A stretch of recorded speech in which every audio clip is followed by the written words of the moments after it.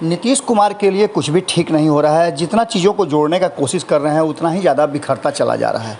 उपेंद्र कुशवाहा पर उन्होंने भरोसा किया था, लेकिन अचानक से उपेंद्र कुशवाहा ने भी नीतीश कुमार को झटका दे दिया। जैसा कि आप सभी जानते हैं कि उपेंद्र कुशवाहा को लाने के पीछे, अपनी पार्टी में शामिल कराने के पीछे और इतना बड़ा ऑफर देने के पीछे एक बड़ा कारण था। वो कारण था कि एक बार फिर से नीतीश कुमार अपने गिरते जनाधार और घटती लोकप्रियता को जोड़ने के लिए लौकुश समीकरण को साध कर वोटों की राजनीति में अपने आप को ऊपर खड़ा करना चाहते थे।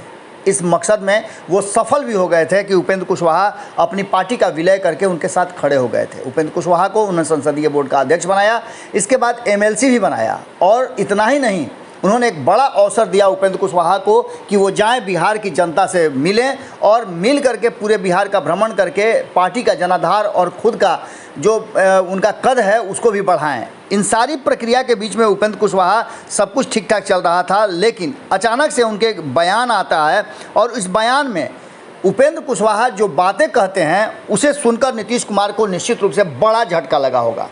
आपको याद है कि किस तरह से जीतन राम मांझी लगातार भारतीय जनता पार्टी पर हमलावर हैं, और इतना ही नहीं, धर्मांतरण को लेकर के और धर्म परिवर्तन को लेकर के उन्होंने जिस तरह की बात कही वो सब कोई जानते हैं। उन्होंने तो ऐसे ऐसे शब्द कहे जिसको कहा जा रहा है कि नहीं कहना चाहिए था, लेकिन उन्होंने कहे और इस सारे मुद्दे को एक विवाद के रूप में खड़ा कर दिया।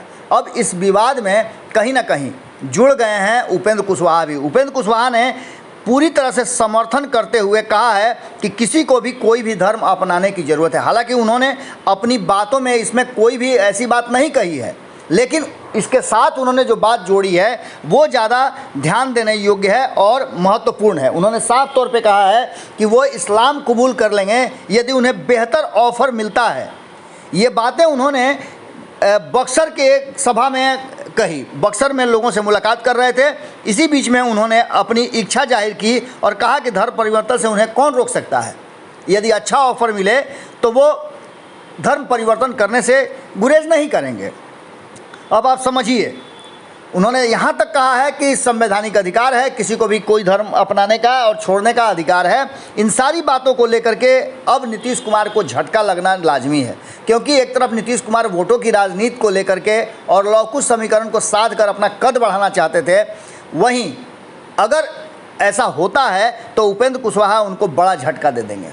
इन सारी बातों को लेकर के दूसरी तरफ भारतीय जनता पार्टी ने भी प्रतिक्रिया दे दी है। आपको बताएं कि एक तरफ जहां जीतन राम मांझी के साथ खड़े नजर आ रहे हैं उपेंद्र कुशवाहा, पहले भी इन लोगों की दोस्ती रही है। आपको याद होगा कि महागठबंधन के समय ये तीन लोगों की एक अलग दोस्ती का एक अलग नमूना पेश किया जा रहा था, और जिसको लेकर के कहीं ना कहीं तेजस्वी यादव को भी और लालू प्रसाद को भी लगा था कि कहीं ऐसा ना हो कि ये चुनाव के बाद अगर सीटें आ जाती हैं तो ये जैसे नीतीश कुमार ने 2017 में झटका दिया था, ये भी झटका दे दें। इसलिए चुनाव से पहले ही इन लोगों से किनारा कर ले।